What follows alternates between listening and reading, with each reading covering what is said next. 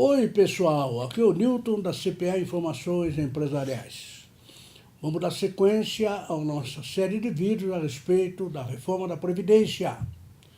Na reforma da Previdência, nós estamos analisando o texto da PEC número 6, proposta de emenda constitucional, que está hoje lá na Câmara dos Deputados, mais especificamente na Comissão Especial da CCJ. Muito bem, nós já divulgamos, inclusive fizeram um vídeo a respeito disso, que na última quarta, hoje é dia 10 de maio, né, uma sexta-feira.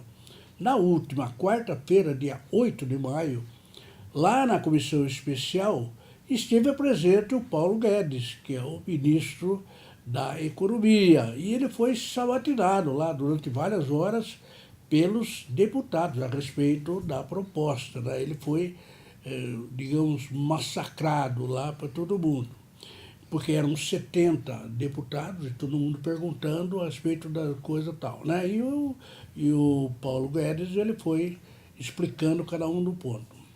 No final daquele evento, no final dele, ficou claro que o ministro tem vários problemas para resolver junto aos parlamentares antes que ele pretenda a aprovação lá na Comissão Especial, né? Tem de vários temas que a PEC trata, alguns temas eles estão problemáticos, ou algum pouco de problema ou não. Então, na realidade, eu vou fazer alguns comentários a respeito de quais seriam as soluções possíveis para enfrentar esse problema que está ocorrendo lá com os deputados.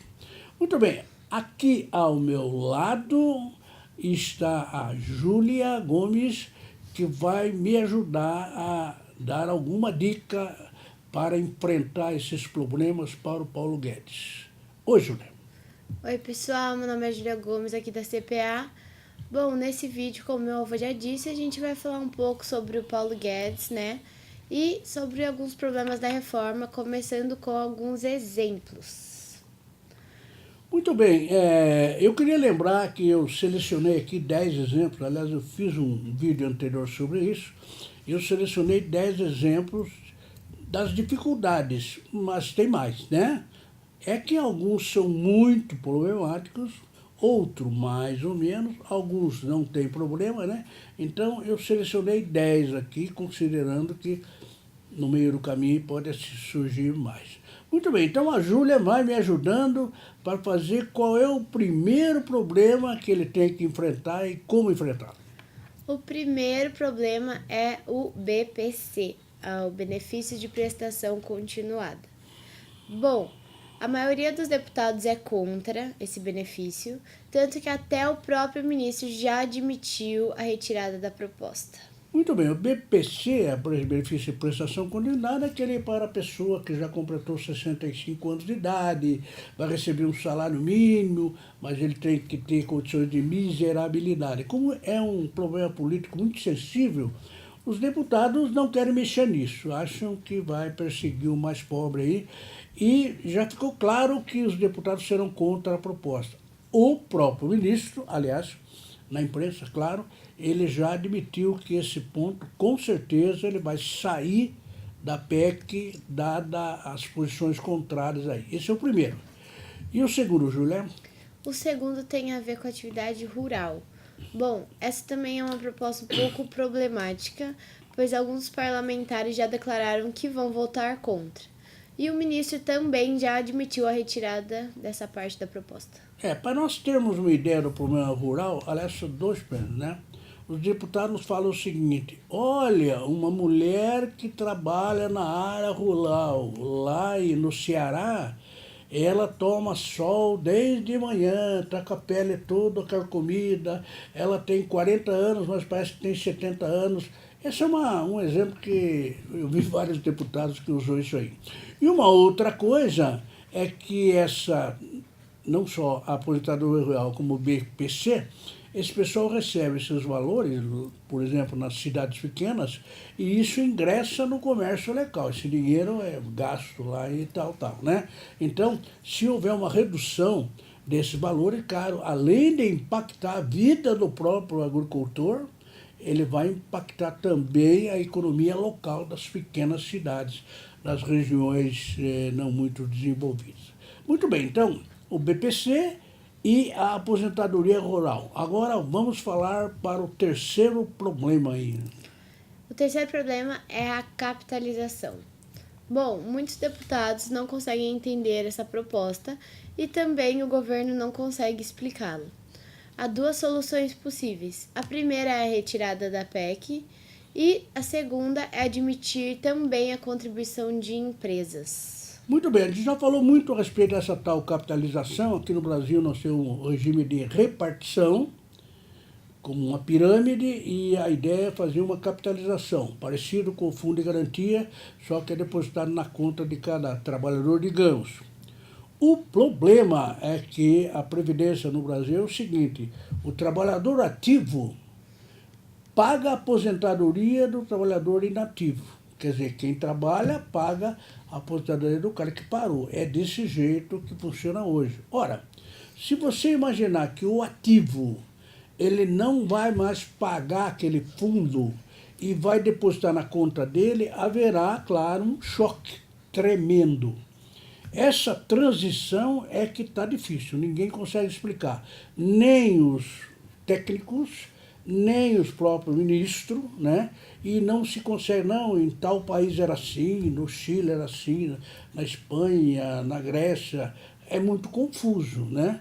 Então, realmente, isso aí não consegue se explicar. Então, na minha opinião, existem duas soluções para isso, né? Primeiro, retirar o processo da PEC por enquanto e depois trabalhar isso numa outra oportunidade. Ou, se não, realmente deixar a capitalização, como quer o Paulo Guedes, etc., deixar lá, só que, pelo jeito, nós teríamos que ter a contribuição do trabalhador, porque isso vai na conta dele, mas também teria que ter a contribuição da empresa, porque junta os dois e aí deposita para o José, para o Francisco, para o Antônio. Porque senão essa transição não se considerar fazer, não seria impossível fazer, porque o valor era muito alto. Muito bem, então o problema da capitalização, para mim, é dois caminhos. Ou retira da PEC e vai estudar depois, ou, se não, admite a contribuição das empresas, junta os dois, resolve o problema da transição e vamos nós. Né? Esse é, portanto, o terceiro problema aí. Vamos na sequência. O quarto ponto são os militares.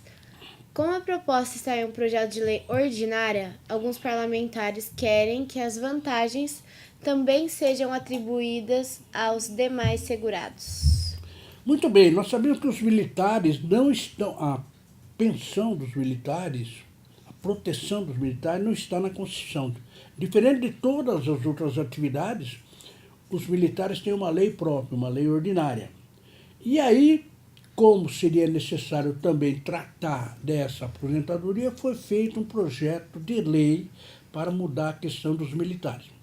Só que houve um pequeno problema aí, porque no projeto de lei aumentou-se a alíquota da contribuição dos militares, criou-se alíquota, por exemplo, para a viúva, e assim por dentro. Né? Tem vários pontos aumentando a contribuição do militar, que não tinha antes. Só que tem o seguinte, a mesma lei que fez isso, ela reestruturou a carreira do militar. E aí vai ter que pagar uma diferença. Então, veja bem, eles vão ter que, digamos, vão perder 100 milhões de reais ao longo de 10 anos, eu estou falando, mas em compensação vão ganhar 90 milhões por causa da restrição da carreira. Então, ficou um mal-estar, né, entre os outros que não militares. E o que está acontecendo? Existem muitas profissões que são assemelhadas aos militares, né? Guarda Civil Municipal e vai por aí afora. Então, o que está acontecendo é que esses profissionais estão querendo a mesma vantagem dos militares. Uma reestruturação de carreira, assim por diante, né? Então, isso é um problema que o governo vai ter que resolver. Vamos na sequência? O próximo são as alíquotas progressivas.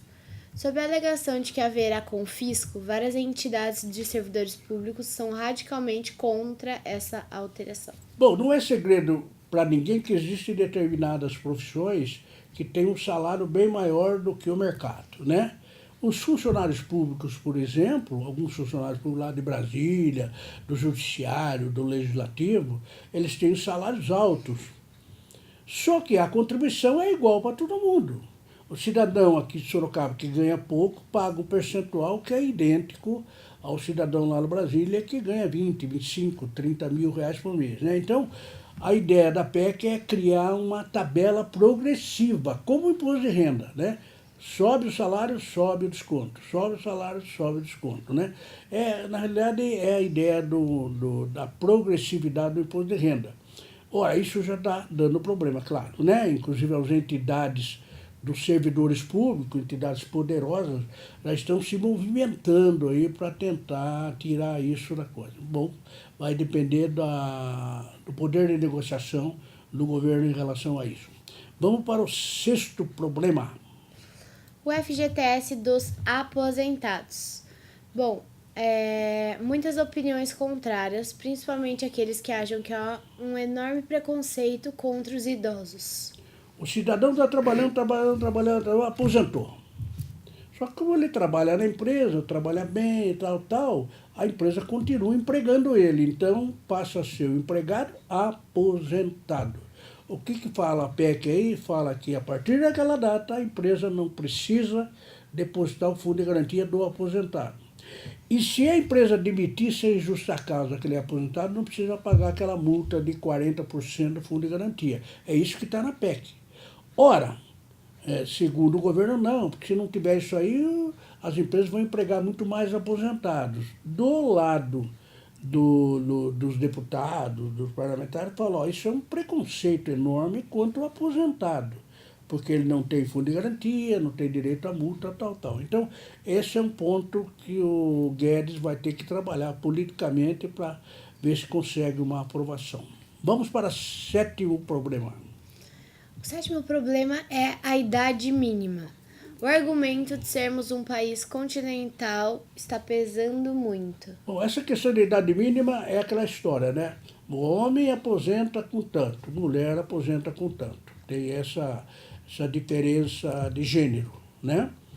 Só que é o seguinte, segundo está lá, homem é 65, mulher é 62 em todo o país. Desde lá embaixo até lá em cima, lá e lá. Todo o país, a regra é a mesma. O que os deputados argumentam, como pode ser igual, né? Num estado como Paraíba, como Pernambuco, a vida é mais rápida, é maior, tal. Então, como é que vai ficar uma idade mínima de um cidadão lá de Cabrobró? É a mesma idade mínima de alguém daqui de Sorocaba. Não pode. Aqui tem que ser maior e lá menor, né? É um problema meio sério aí, porque o governo tem demonstrado que essas diferenças não existem tanto assim, né? Mas, de qualquer forma, é o problema da idade mínima. Vamos para a oitava. Oitava é a desconstitucionalização. Muitos acham que há o perigo da precarização das regras, o que vai complicar a discussão sobre esse ponto. Bom, o raciocínio de ensino aqui é muito simples, né? A maioria das regras da Previdência aqui no Brasil está na Constituição. O que a PEC está querendo fazer? Tirar o número de regras que está lá e jogar isso para a lei complementar. Os parlamentares que não gostam disso dizem o seguinte, olha, se trouxer para a lei complementar, vai precarizar a legislação. Aí alterar fica mais fácil, não precisa de emenda constitucional e vai para o meio fora, né? Isso é um problema que terá que ser resolvido. O nono. O abono do PIS/PASEP. Muito bem. Bom, alguns deputados alegam que esta é uma redução injusta, que atinge em cheio a camada mais pobre da população. Muito bem, aquela história de receber o abono anual do PIS, etc., logicamente, para pessoas que têm uma vida difícil, complicada, pouca renda, e esse salário anual ajuda. O que a PEC está querendo fazer é reduzir o número de pessoas que vai receber esse abono, né? E aí os deputados muitos deles estão contra isso, por causa dessa redução, etc. tal, né? Porque vai atingir em cheio a camada mais pobre da população. Bom, e finalmente mais um problema aí, né? Isso aí, o último é a situação dos professores. Sobre a bandeira de defesa da educação, vários deputados são contra essa parte da proposta. Inclusive, alguns partidos até já fecharam questão. Muito bem, a proposta de emenda constitucional mexe na aposentadoria dos professores. Os professores têm uma aposentadoria um pouco especial, mas ele aumenta a idade, aumenta o número de contribuições, tal. Enfim, cria aí uma dificuldade para os professores. O professor, nós temos a mística da educação, né? Ele é um profissional da educação, então tem que ser protegido, tem que ter a proteção legal e vai por aí afora, né? E a PEC está mexendo nesse problema, nesse vespeiro, né? Então, lógico, muitos deputados são contra. Eu poderia listar que é o seguinte, dessas 10 situações com que o governo vai ter que lidar politicamente, eu tenho 3 aí que, no meu modo de entender, já estão praticamente fora da proposta. Não vai conseguir, não vai conseguir evoluir. Ela não vai se votar favoravelmente, né? Até porque tem partidos já que fecharam a questão. Não, vamos votar todo mundo contra, etc. Tal. Esses 3 que eu estou me referindo, o primeiro é o BPC, que é o Benefício de Prestação Continuada, o segundo é a aposentadoria rural e o terceiro é essa história do professor, né? Esses 3 pontos, para mim, está mais ou menos condenado, é claro, vai depender da capacidade política do governo de negociar contra isso. Mas o nosso amigo Paulo Guedes, ele é bom de briga. E ele vai ter que entrar nessa briga aí para convencer muitos deputados, pelo menos por enquanto, né? Enquanto não chega no Senado, que depois tem outra briga lá. Ok? Então, esses são os 10 problemas que o Paulo Guedes terá necessariamente que enfrentar. Isso aí, pessoal. Antes de terminar esse vídeo, gostaria de lembrar vocês das nossas redes sociais. O site da CPA é netcpa.com.br e você também pode encontrar a gente no @netcpa nas outras redes sociais.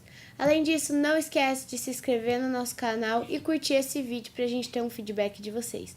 Muito obrigada e até o próximo vídeo. Muito bem, antes de concluir, eu queria dizer que aquela história da reforma tributária está voltando, hein? Já tem um projeto lá na Câmara dos Deputados, já está rodando lá, etc. Está voltando. Então, tão logo nós tenhamos notícia dessa tramitação, a gente vai voltar a falar também a respeito da reforma tributária. Eu agradeço muito a atenção, a audiência de todos, espero vê-los no próximo vídeo. Muito obrigado.